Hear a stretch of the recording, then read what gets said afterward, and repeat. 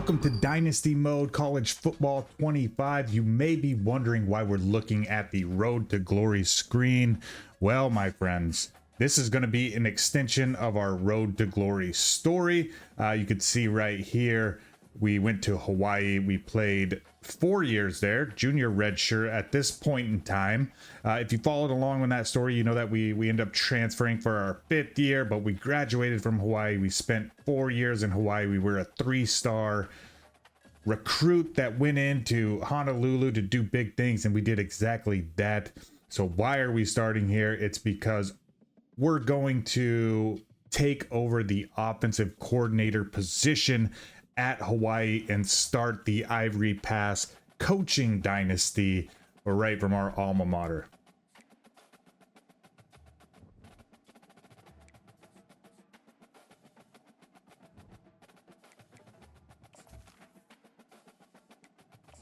Welcome to Dynasty Mode. Next, it's time to select your rosters. Choose to use the latest EA Sports recommended rosters featuring more than 1,000 additional players, or choose the rosters from our original launch.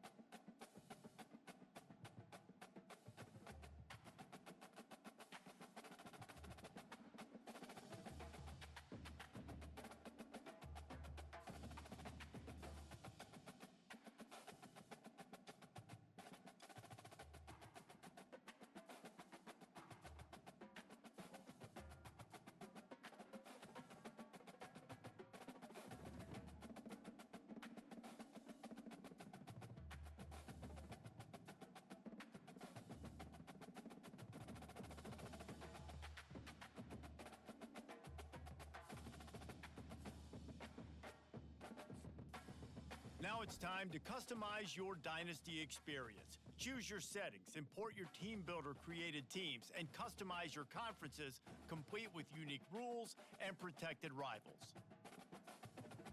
Setting up our dynasty here. We'll go over right quick. We're playing on Heisman mode, coach firing on. We're going to go the slowest XP setting because it's going to be very difficult. We're going to try and make it a grind. We're going to go 3-play cooldown, no limit there, 10-minute quarters, accelerated clock. That's just how I like to play, league advancement, etc., etc. Okay. With all of that, we are putting 2 team builder teams in just to make things interesting. The first one is going to be in the American Conference. This is going to be Wichita State. We're going to use that team builder roster. And Independence, going to be UMass, and I'm gonna be honest, I think it's this one right here. So 2 games. When you import a team builder team, they have to be relatively close to the state, so that's why for all the recruiting stuff, so that's why we did Harvard at UMass, and then Wichita State, the closest school without taking over K-State or KU, is going to be Tulsa. So that's our settings. That's our team builder imports. Our goal with our dynasty is going to be to hopefully find a head coaching job. Starting out as the offensive coordinator, right? 1-star school. Let's go back at that, right? Head coaches progress against goals on both sides of the ball, while coordinators will only progress on their respective side. Whichever role you choose, you will have new opportunities provided to you during the season via the coaching carousel based on how your team fares through the year. Do we hear that? So we're going to go to Hawaii. This is going to be our opportunity right after our Road to Glory. So it's going to be an offensive coordinator position. We want to be a recruiter. Motivator, recruiter, and tactician. What is the most important thing? Okay, we'll just punch this in right quick. Maximizing player development or putting your team in the best position to succeed. We love our run and shoot offense, so we're going to keep that for now. We know it well. We used it for 4 years. Base 4-3. That's actually, yeah, I like that. So alma mater is going to be Hawaii. Come on. There it is. And also our pipeline in Hawaii. So it's going to be difficult, man. Offensive aggressiveness, I like to turn these both up to about 65. We like to run a lot of blitzes. This isn't going to matter in our first year. We're not playing defense right off the bat because we're only the coordinator. We're only going to play one side of the ball and not affect the defensive coordinator / head coach's job. I've looked through these and there isn't a whole lot of amazing options that look like our character that we made. So I kind of just used this one. I think it's 223. I just used this one because it's the closest /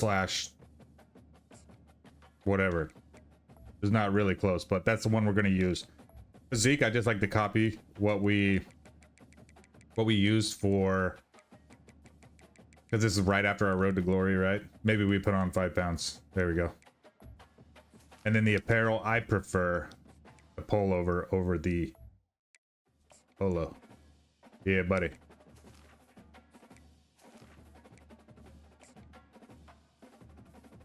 Congratulations, it's time to sign your first coaching contract.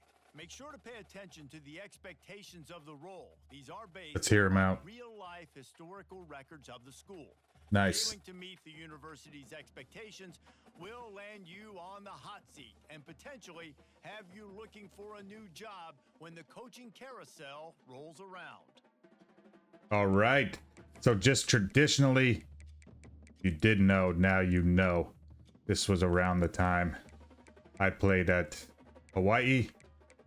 You can see not a great run. I think this is what, 2019's Cole Anderson. The 2020 season obviously cut short. Our goal to win 4 games. We got a 2-year contract, 2 years to do it. Hopefully we do well enough to have a job offer for 2025. But we're going to go ahead and get this signed up, get ready to start our career coaching here at Hawaii.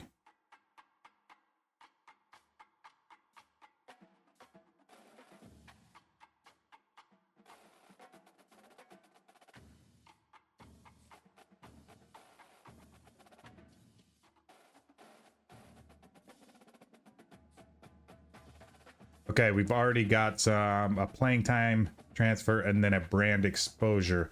Got 2 guys that are a possibility of transferring.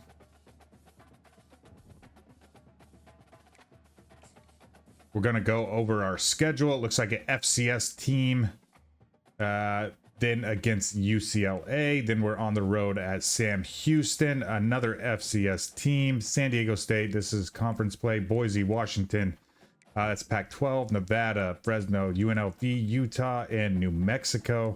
Okay, this should be fun. We are going to restructure the Mountain West after this year with the departures of San Diego, Boise. What is it? Is it Fresno and also San Diego State? No, we already said that. Who was the other one? I believe...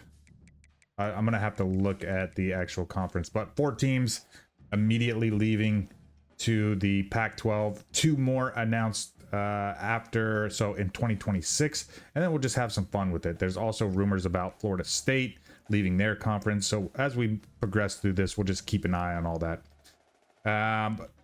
Upgrade coach skills. So first thing I always do is I'm going to look at recruiting and see what he has. So he's got bigger impacts on all the position, not the offensive line. Interesting. Defensive coordinator should be on the defensive side of the ball, and he is. He's got less time to fully scout. So I think what we're going to do, because we have 5 recruiting points, is we're going to hit this offensive line. That's going to be the first thing we invest to. Just like that. And then setting up our recruiting board is going to be, I'll show you guys how I do it. Recruiting wise, the first thing we're going to do is sort by interest. What we are looking for here is number 1, needs in the program. And then number 2, their star ranking. So 2-stars we usually pass over. You can see we kind of stopped on that fullback because we don't have a fullback on roster. He was a 2-star. We end up skipping him, but you can see right away we need a punter, 3-star. We don't need a center, but you can always use a good center to upgrade the position.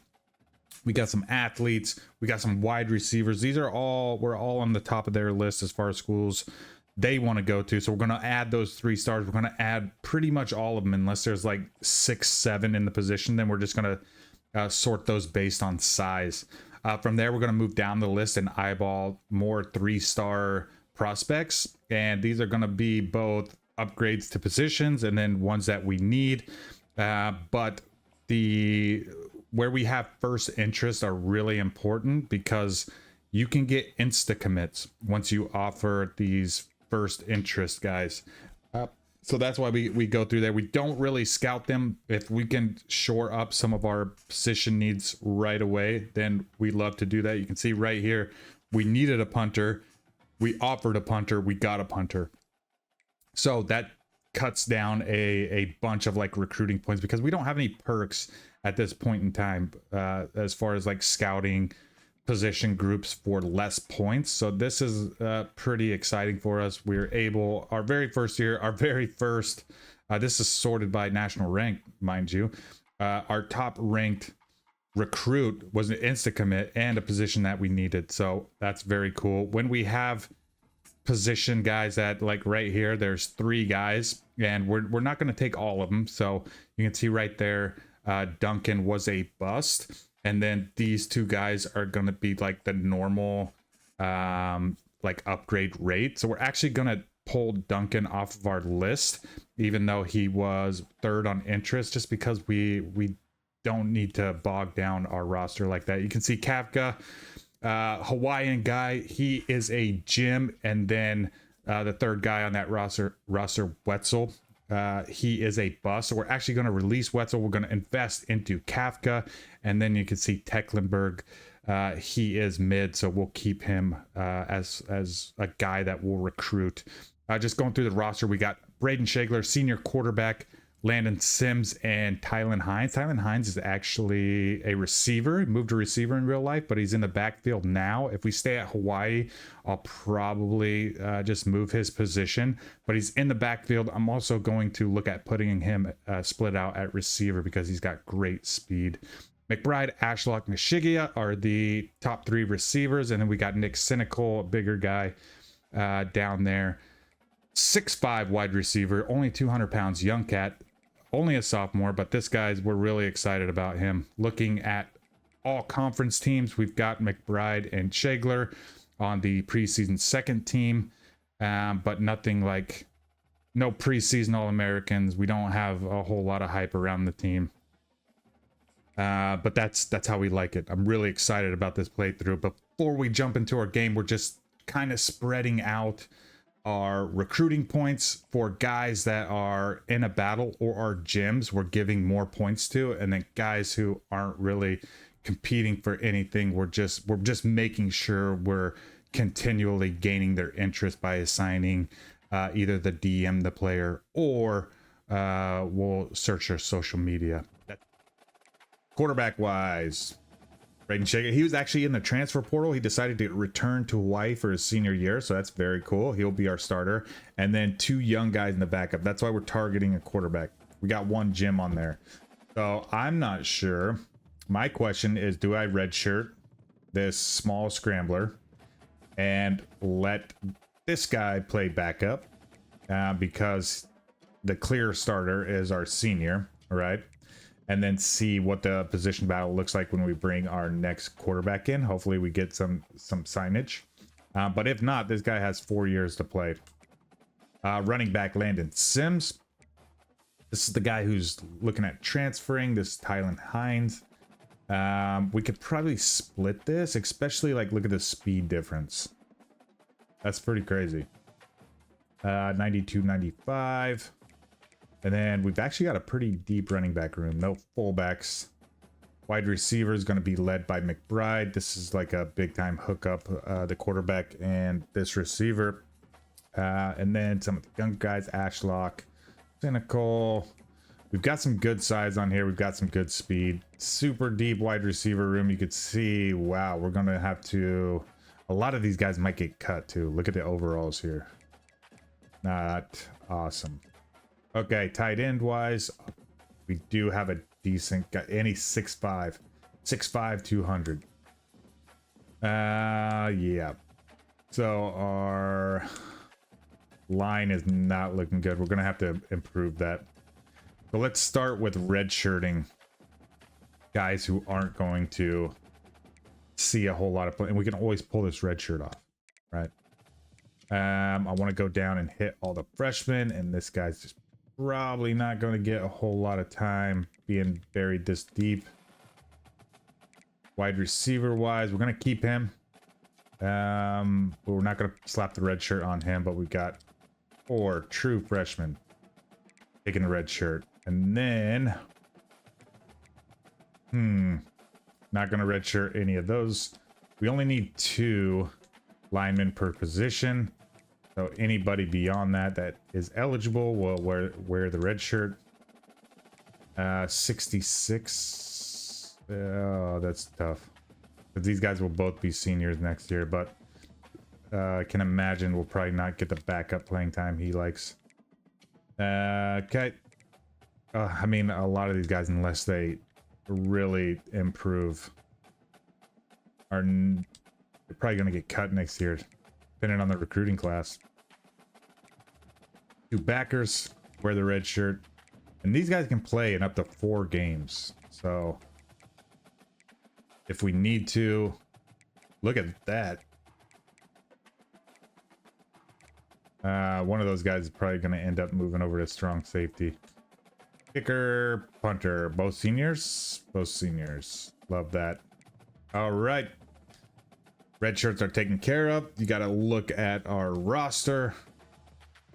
We can go to depth chart. We're going to auto reorder this and then do the things that we needed to do. So auto reorder, confirm that. Successfully reordered. Our kicker is our 3rd string. Okay, running backs. I mean, this is viable. 5'11", 225. I like that. Okay, wide receiver wise, you can see this guy right here. He's 5'7". Yeah, definitely in the slot. And then 6'2" and 6'1". Right, tight end. Dang, they're putting a right tackle over here. You see what I mean by this? We need to get this second left tackle in there. Right guard. Center.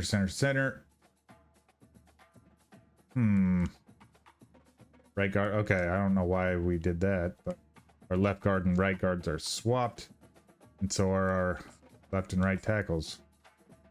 It's interesting. Same with the ends. That's fine. Okay. Kick returners. Kind of like speed on kick return, so very good. Nah, very good. And then we want that slot receiver, right? Perfect. And then from here, this guy's kind of on the outside. So let's look at... We don't really have any fast people. Okay, so hopefully we bring some speed in. Just gonna see right quick who's on the hot seat for jobs. It's definitely not gonna be Florida, Baylor, or Arkansas. Maybe we'll have a shot at Navy. Some of these, you know, 1-star schools, depending on how they do this year, we might get a chance to coach at one of these schools. Let's go over top 25. Georgia, Ohio State, Texas, Oregon, Ole Miss, Alabama, Penn State, Notre Dame, Michigan, Missouri, Florida State. If it's realistic, they will lose this game. We got K-State, we got KU, USC. Okay, pretty standard for what to expect here. On the Heisman watch list, do they update this? Haven't heard a lot about Ollie Gordon this year. That's probably because every game is televised in Colorado, even out here on the East Coast. All right. I think we're prepared to jump into our very first game, offense only, against FCS East, and we'll get this dynasty underway. We're really excited to have quote unquote tune-up game. You know, we're not jumping in and facing a power 4 team right away. We're gonna do an FCS game, and this is just to establish my offense as the offensive coordinator. I'm gonna try to bring things back to like the June Jones era, where we get a lot of guys out in space, like the spread offense. And we're also gonna, the only difference being is that we're gonna get a tight end involved, and you're gonna see right off the bat we get that tight end involved right away. Just short to medium passes, get guys in space, get playmakers the ball, and that's gonna allow for bigger plays to open up, like we just seen, kicking it out to McBride. That's gonna put us close to our first points of the year. Right here, I thought we were gonna score. I thought we did score, but we stepped out at the 1 yard line. It's okay, because on the next play, we just go up over the top of the defender to our 6'5" tight end. The first points of the year. Really happy with how we're moving the ball. Granted, it is against a really low skilled defense, but this is our first looks, man, and we're going to find out who's here to play and who's kind of feeling the pressure of the moment. A lot of hooks, a lot of crossing routes. We love to get people mixed up. Right here, you can see we almost our running back in the back of the head with the ball. But we end up making that catch. Unfortunately, McBride goes down with a foot injury. It's okay. We've got some depth. Nick Cynical catches his second touchdown on a deep ball, goes up and gets it. He's one of our taller wide receivers. Really excited to get him in there. Fortunately, McBride was only out for a couple plays. Just took like someone stepped on his foot or something. So he was back in the game not too long after that injury, but getting some of our depth involved was really cool to see. Another crossing route. This guy's going to become a staple of our offense. He's our starting slot receiver. Small guy, but super shifty. And then little jet sweeps. We love to just whatever it takes to get our playmakers the ball. So this little jet sweep right here to McBride worked out really well for a big gain. And then unfortunately, we aren't extremely perfect on this game. We do make some mistakes. Setting up a field goal opportunity. This guy has really bad range, we found out. So a 40-yarder was kind of questionable, but he goes ahead and punches it through. His first attempt, he made it, but we realized right away that this guy wasn't going to be able to kick very many deep balls. Back to the run game is going to be Sims, and then the end around to Nishigia, and then their defense shows up to put us on our back, making sure that they apply the pressure, and we were just getting too comfortable in the pocket anyways. But that sets us up for a nice seam down the middle from our tight end. And then, of course, we're going to confuse people with the crossing routes. Our slot receiver gets some space, stays super shifty, scores the touchdown. So that's now 3 different receivers that we've connected with for touchdowns in our first game. So spreading the ball out. Our starter guy, McBride, hadn't even caught a touchdown yet. So it's really cool to see like the depth. Here we had a botched coverage read, and that allowed our tight end to get open on a corner route, and then he just outruns the damn defense. So this guy actually plays like a bit of receiver. He's kind of undersized as like a traditional D1 tight end at only 200-ish pounds. So this guy's more like a receiver, but for Hawaii's sake, it worked out for us. We were able to get mismatches like you just saw, and he can outrun some of those defenders. 352 yards, 4 scores at this point. We hook up with McBride running down the sideline there, and then we're just back to doing what we do best, is hitting these crossing routes with Ashlock. Throwing it deep to McBride. We want to get him involved as a senior receiver, and just a beautiful, beautiful ball. Dropped it right before the sideline right there. Excellent concentration. To be honest, there's quite a few people around him. All one of these guys had to do was just jump up or throw a hand up or or push this guy just a little bit, on the pass interference side and get him out of bounds to negate that catch. But McBride pulls it in and makes his first touchdown of the year, 5th passing touchdown in the game for Shager. Running game opens up after that. You can see 7 carries, 27 yards for Sims. He's not super busy, but he is a big part, an integral part of our offense. And then again into double coverage, Ashlock pulls it in. The defense just, to be honest with you, we're just lucky that the defense isn't more aggressive. This is going to be our 6th touchdown pass. This one going to yet another receiver. Ashlock on the catch, secured for the touchdown. About 7 minutes here to go in the game. We're going to continue to kick it out to these guys. We haven't put our backups in is because we still have a lot to see with our starting offense. That and, to be quite honest with you, we don't have a ton of depth across the line or in the backfield. So we just continue to do our thing with the starters. We'll look into getting some backups, some playing times later in the year, but not for the first game.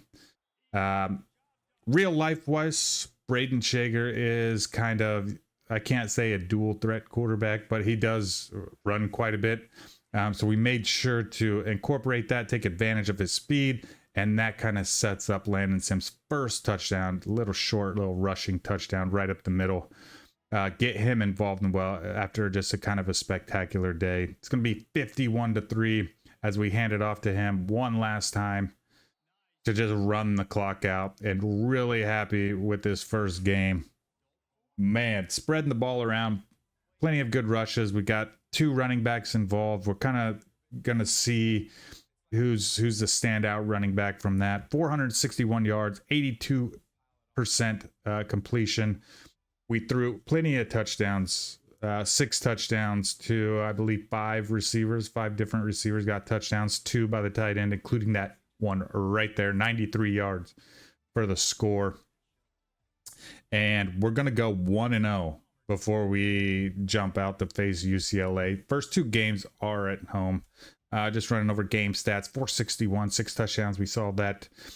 14 carries, 49 yards, and then a 5.2 average for Hines. This kind of sets us up for, we're going to put him in the starting role for the UCLA game. 6 catches for both McBride and our tight end. Nishigia had 5 for 59. Ashlock got in there as well. So tons of catches and yards for our receiving core. We get a nice little upgrade.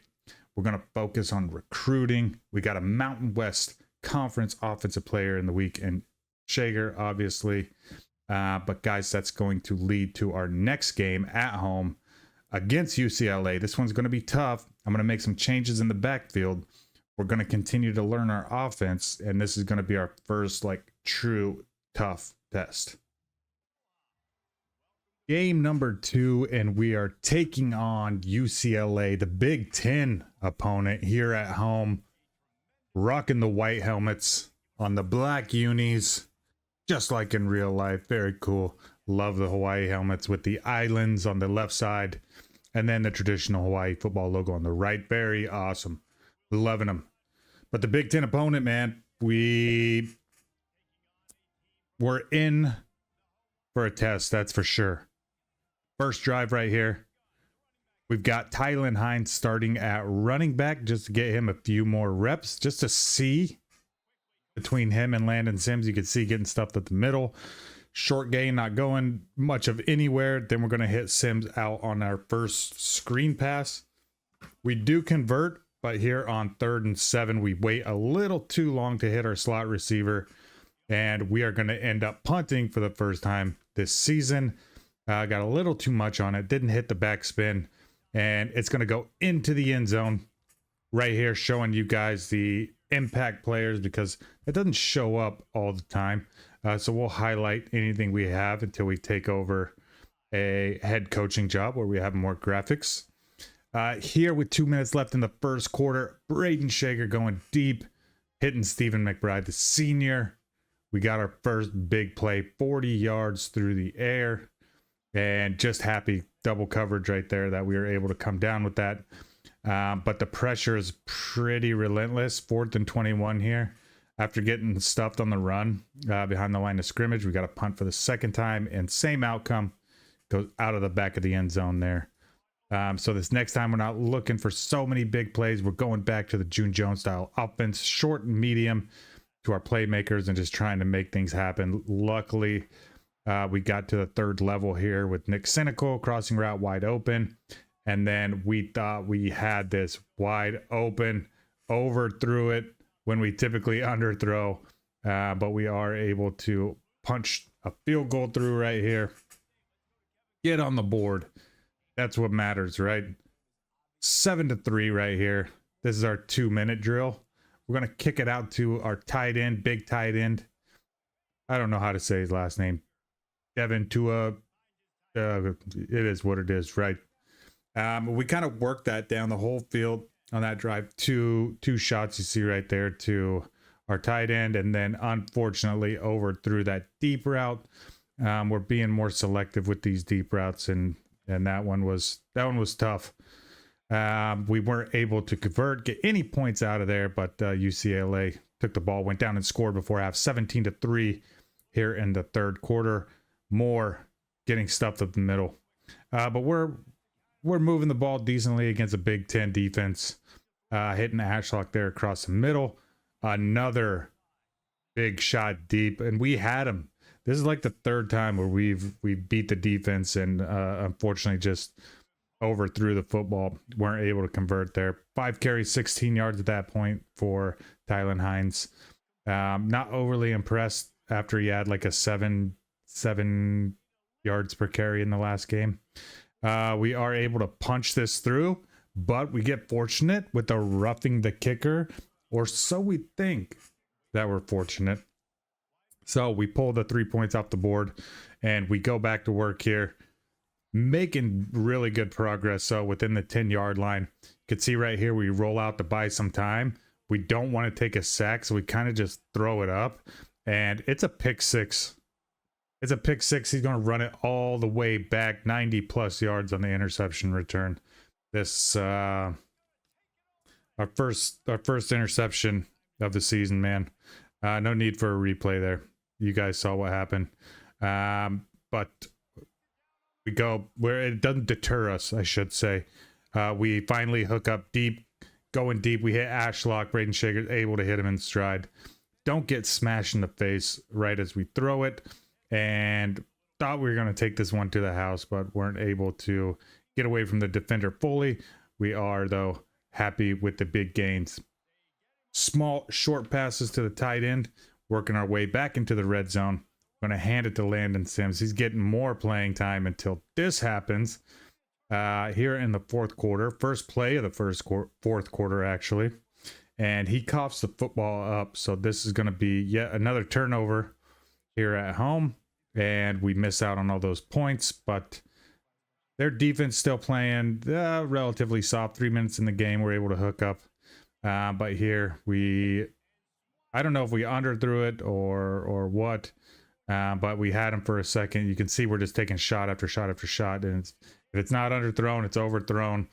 We're not able to score a touchdown in this game. Our high-powered offense from week 1 wasn't recharged for week 2, 27-3. And their running back Jones, Keegan Jones, 105 yards on 17 carries, 1 touchdown. But, you know, there were some good things. We know that we can get big plays off of teams that are much better than us. We can move the ball. We've gotten the red zone several times. We did cough up a few turnovers. So those are just mistakes that we make that we can improve upon as we move forward. That's going to drop us to 1-1 on the season. But you can see right here, a 101.2 rating with 280 yards through the air. Did get our first pick. 4.5 yards per carry for Tylan Hines. You can see our slot receiver, 6 catches, 4 catches for the tight end. Cynical had 3. Ashlock had 3. Hines had 2. McBride had 2. And so did Sims. We're going to move Hines out to wide receiver. After this game, you could see we've got 5 guys also ready for a visit. We're very excited about that. Get those guys on campus. But before any of that happens, and we can get those guys here, we're going to go on our first road trip, this time Texas, Sam Houston State. And we're going to take on the Bearcats down there. This is going to be a fun one. We know it's going to be a test. 0-2 for Sam Houston, and this 1-1 for Hawaii. We will see you guys down on the field. Our first road trip, our first road test for the team. I think we're prepared. I mean, Sam Houston State is pretty stout as far as, I would say, mid to lower tier team. So it'd be a nice little test for us, for our 1-star school here at Hawaii. 1-1 for us, 0-2 for Sam Houston, but that is, it's early in the season. First play of the game here, we're going to spread it out. We're actually going to run a jet sweep to Tylan Hines. He's got pretty good speed, man, so we want to take advantage of that. 6 yards on the first play of the game. From there, we're just going to look for a little crossing route. Nishigia, our slot receiver, you just can't beat it, man. Shifty, fast guys are going to kind of be our bread and butter. Trying to get these guys out in space. That's why we've got Hines at running back. He's quite a bit faster than Landon Sims.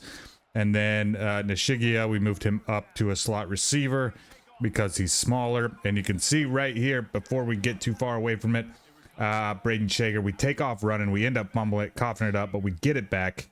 From here, we're just going to dump it out to Landon Sims. We kind of got these two running backs split in time. We're not able to get the first down here in the first quarter, but we are in field goal range. This is kind of the like one of the longer parts of his range. So this wasn't the easiest field goal. I took some time to set it up. We knock it through, take the early lead, 3-0. But we haven't scored a touchdown since week 1.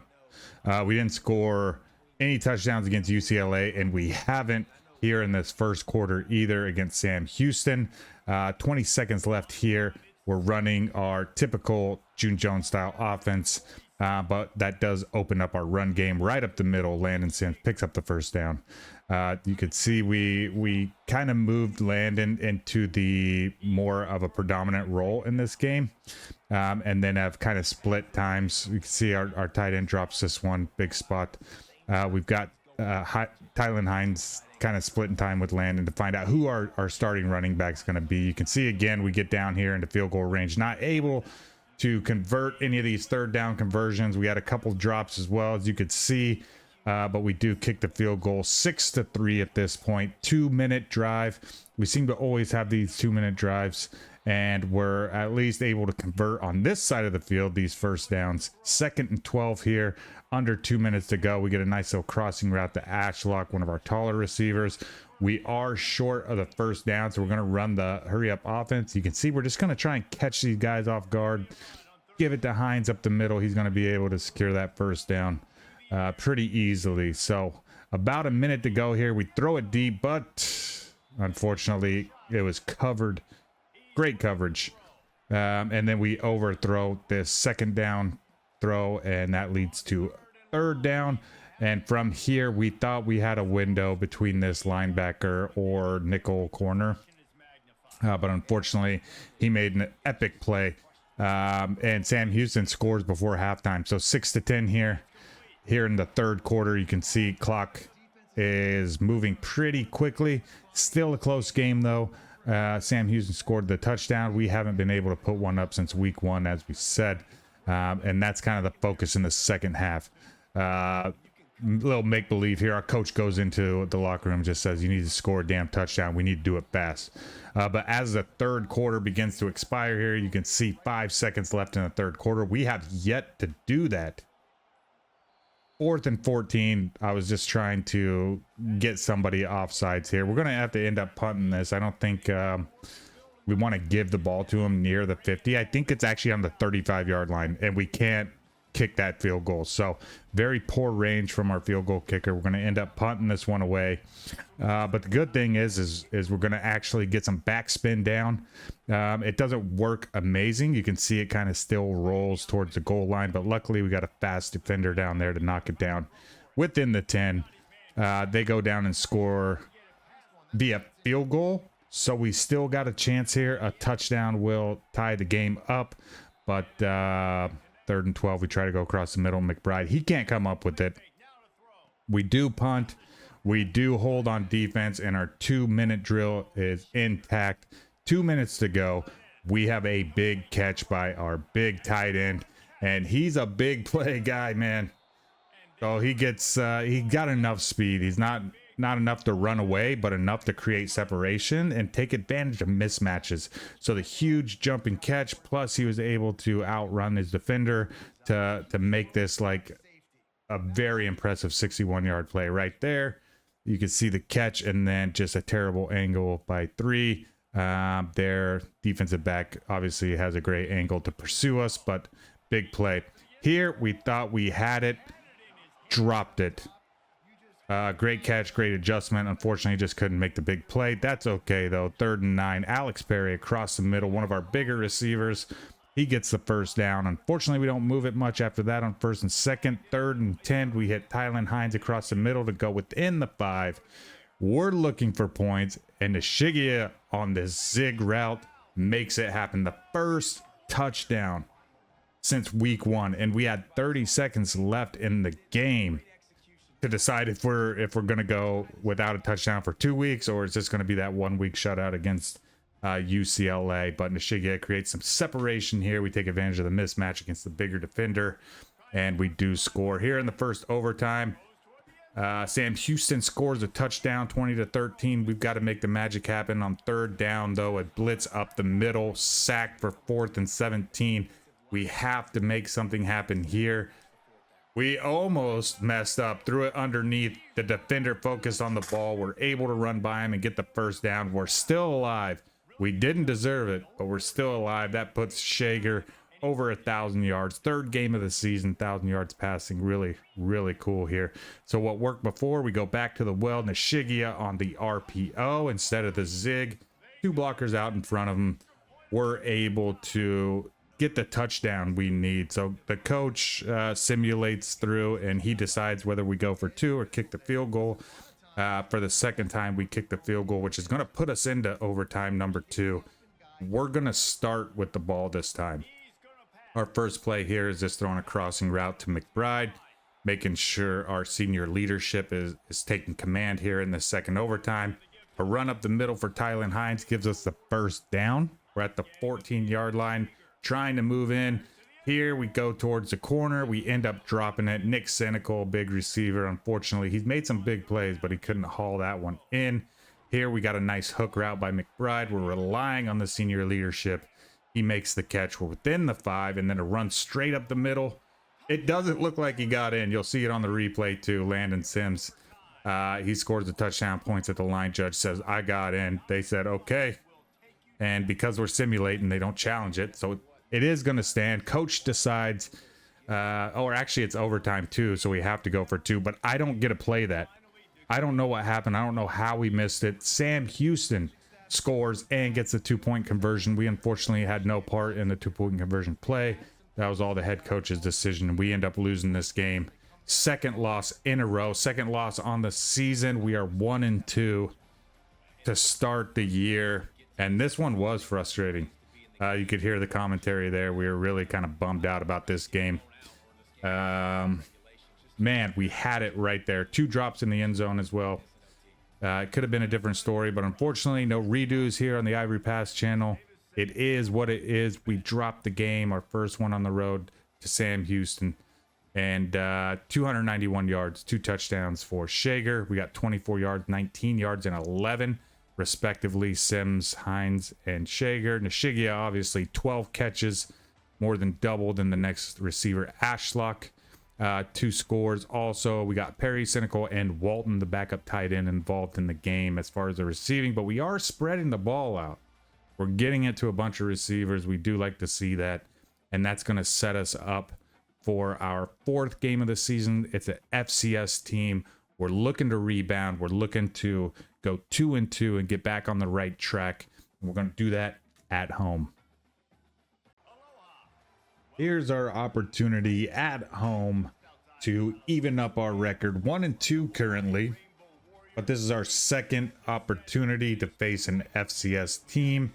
We're fortunate we didn't change the original schedule from what is happening in real life, so we're going to try and take advantage of this, man.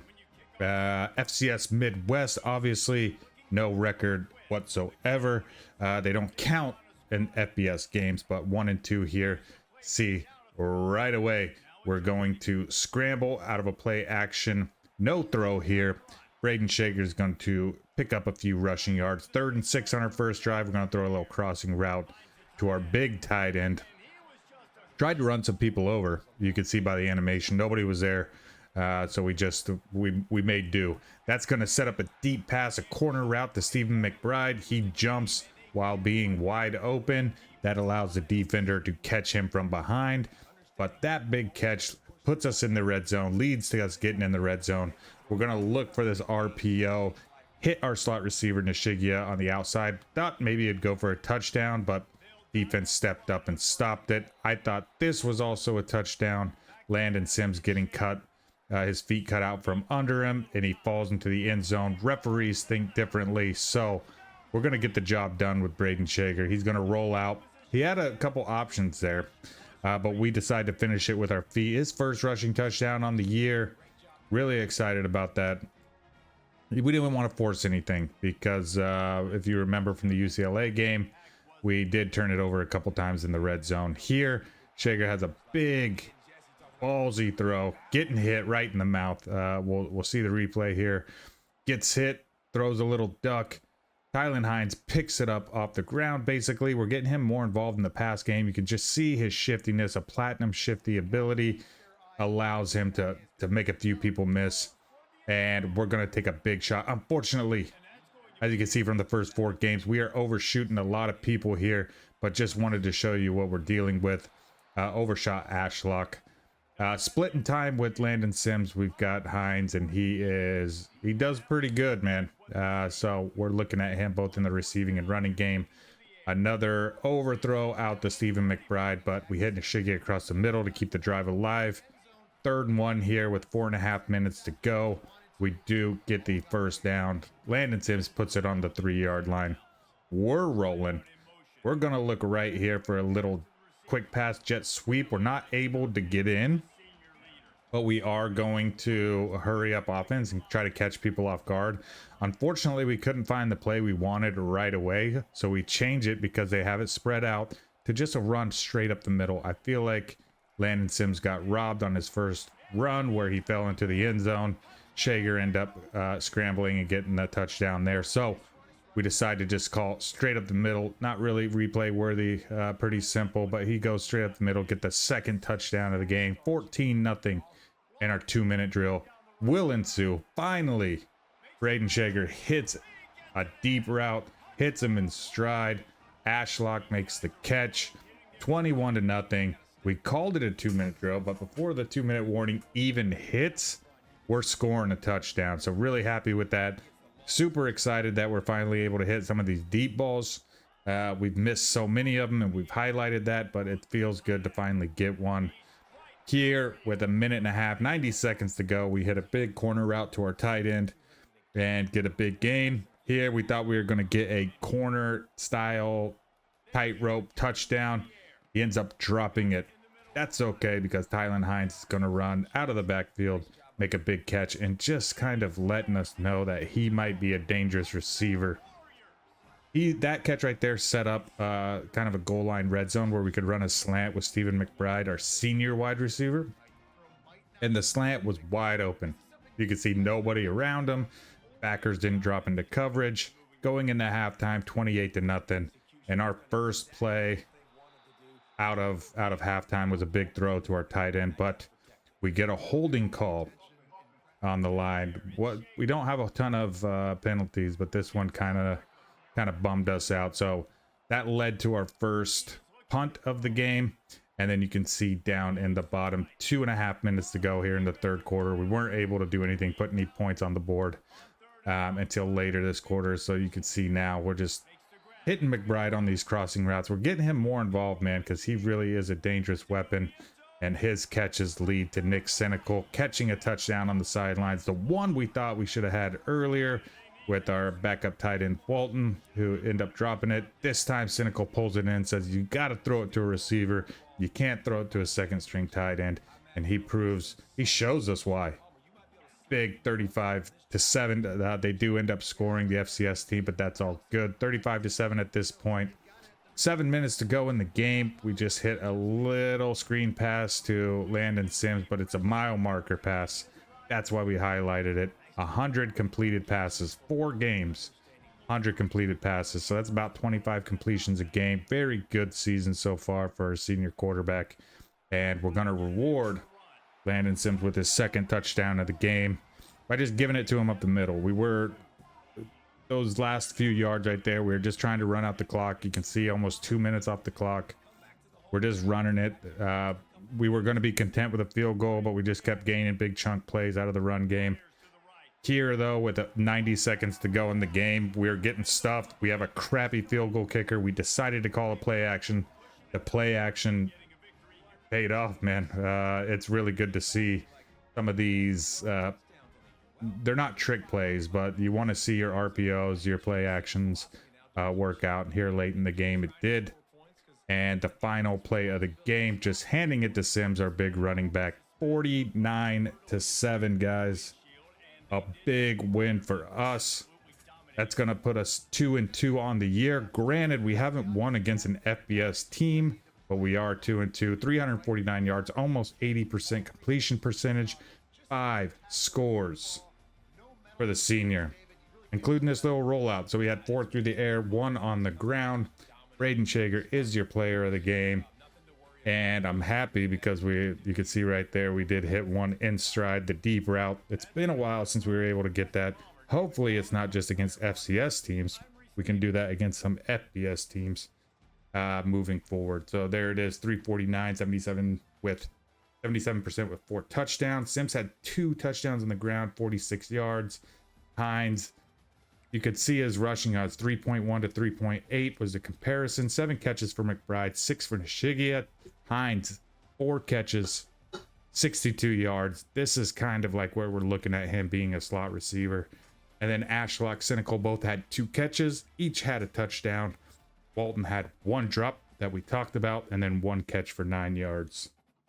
We also leveled up from this game. One of the big things that we want to establish early on is our recruiting. So we go ahead and make sure our wide receivers and tight ends cost a little less.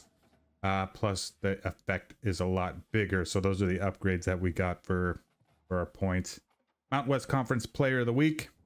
We love it. And then season stats, 1381 over 4 games with 12 touchdowns. Not too bad. Only 1 pick.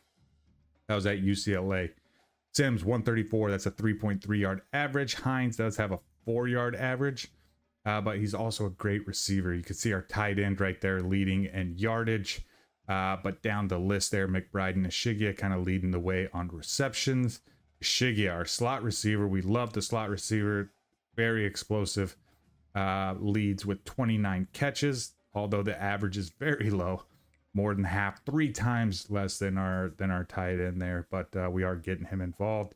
And at the bottom of the list there, we've got a young sophomore receiver, Alex Perry, getting a catch.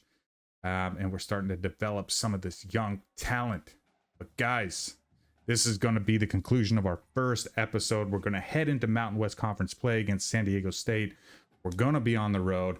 Thank you so much for joining me on this first episode. Offensive coordinator here at Hawaii. If you're liking the series, show some love. Leave a like, leave a comment. Consider subscribing.